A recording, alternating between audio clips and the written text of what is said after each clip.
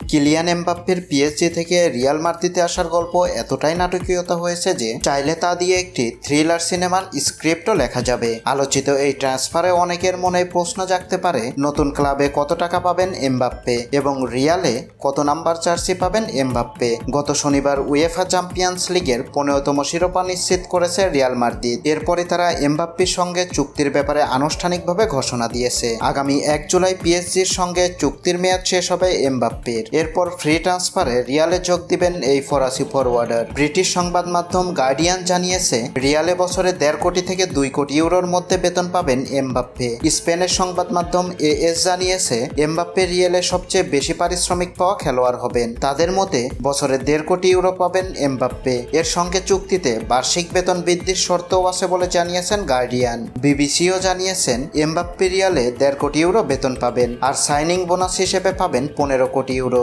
Signing বোনাসের এই টাকাটা তার চুক্তির 5 বছর মেয়াদে ভাগে ভাগে দিবে রিয়াল। এতদিন ধরে যে জার্সিতে এমবাপ্পে খেলে আসছেন, রিয়ালেও তার একটিতে দেখা যাওয়ার সম্ভাবনা ছিল। তবে গত বছর 7 নম্বর জার্সি পাকাপাকিভাবে উঠেছে ভিনিসিউস জুনিয়রের গায়ে। আগে থেকে 10 নম্বর জার্সি পরে খেলছেন লুকা মদ্রিচ। স্প্যানিশ এই ক্লাবটিতে পছন্দের জার্সি 7 কিংবা 10 নম্বর কোনোটাই পাবেন না এমবাপ্পে। তার জন্য বরাদ্দ করা হয়েছে 9 নম্বর জার্সি। মোনাকো ও পিএসজির হয়ে 5 বছরের চুক্তিতে রিয়ালে নাম লেখানো এই তারকা এখন পর্যন্ত জার্সি পরেছেন 10, 11, 13, 25, 23 এবং 39 নম্বরের।